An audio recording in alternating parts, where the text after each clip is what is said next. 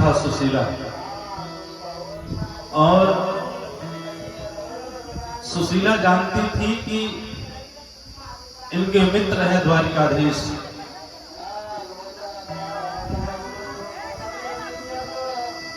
जाने दीजिए, कोई बात नहीं, शांति बनाइए।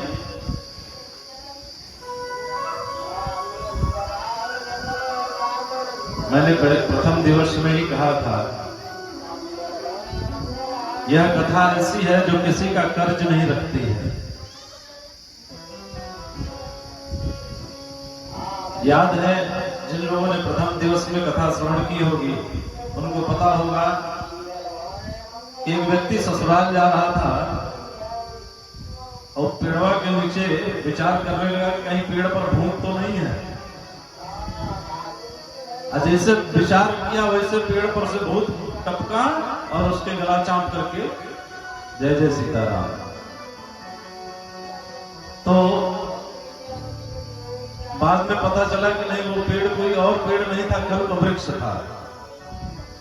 बाबा ने श्रीमद् भागवत महापुराण को ही कल्प वृक्ष बताया है। यह कथा कल्प वृक्ष है, और जो जिस भाव से आएगा वैसा ही उसको फल भी प्राप्त होता है। जब धुंधकारी को मोक्ष होने लगा तो गांव वाले कहने लगे कि बाबा एक ही कथा हम भी सुने और वही कथा वो भी सुना, उसको लेने के लिए विमान आया और हमको लेने के लिए कुछ नहीं। तो भगवान ने कहा कि कथा में अंतर नहीं है, कथा के फल में अंतर नहीं है, कथा के प्रभाव में अंतर नहीं है, अंतर तो सिर्फ और सिर्फ आपके सुनने में। जिस भाव से आप बैठ करके कथा श्रवण करेंगे वैसा ही इस कथा का फल आपको प्राप्त होगा।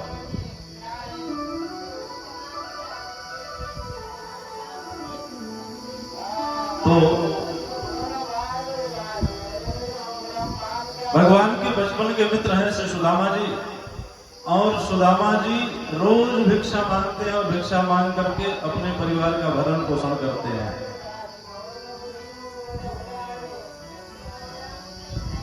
धीरे धीरे समय इसी तरह बीतता चला जा रहा था। एक दिन क्या हुआ कि सुदामा जी की पत्नी सुशीला ने कहा कि स्वामी, सुना है आपके बचपन के मित्र हैं द्वारिकाधीश भगवान श्री कृष्ण। और जब पत्नी के मुख से सुना कि मेरे प्रभु का नाम ले रही है तो सुदामा जी बड़े प्रसन्न हुए। सुदामा जी ने कहा कि हाँ देवी, वो मेरे बचपन के मित्र हैं, मैं और वो दोनों एक साथ विद्यालय में पढ़ रहे थे। तो सुशीला बोली कि स्वामी, घर में बहुत समस्याएं हैं और आपके इतने बड़े मित्र हैं, यदि आप एक बार उनसे मिलने के लिए जाते और अपनी समस्या को बताते तो शायद हमारी भी दरिद्रता दूर हो जाती, हमारी भी गरीबी दूर हो जाती। लोग कहते हैं कि सुदामा दरिद्र था, लेकिन जहां तक मैं जानता हूं सुदामा ऐसा ब्राह्मण था जो ब्रह्म को जानता था। कृष्णस्यासीत सखा कश्चित् ब्राह्मणो ब्रह्मवेत्तमा।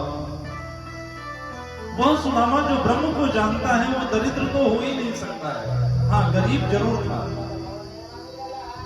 रोज भिक्षा मांग करके अपने परिवार का पालन करता था। 2-3 दिन से कुछ खाने को नहीं मिला, भिक्षा मांगने के लिए गए, कुछ प्राप्त नहीं हुआ। इधर घर में जो सुदामा जी के छोटे छोटे बच्चे हैं ना, वो भूख के मारे अपनी मैया से कहने लगे, माँ बहुत तेज से भूख लगी है। तो मैया ने कहा कि लाना, थोड़ी देर रुक जाओ, अभी तुम्हारे बाबा आते होंगे और कुछ लेके आएंगे तो पका के दे दूंगी, खा लेना। बच्चे इंतजार करते करते सो गए।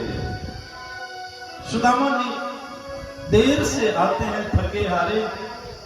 पत्नी ने, सुशीला ने झट से उनको पानी दिया हाथ पैर धोने के लिए और आसन पे बैठने के लिए आसन दे दिया। सुदामा जी बैठ गए।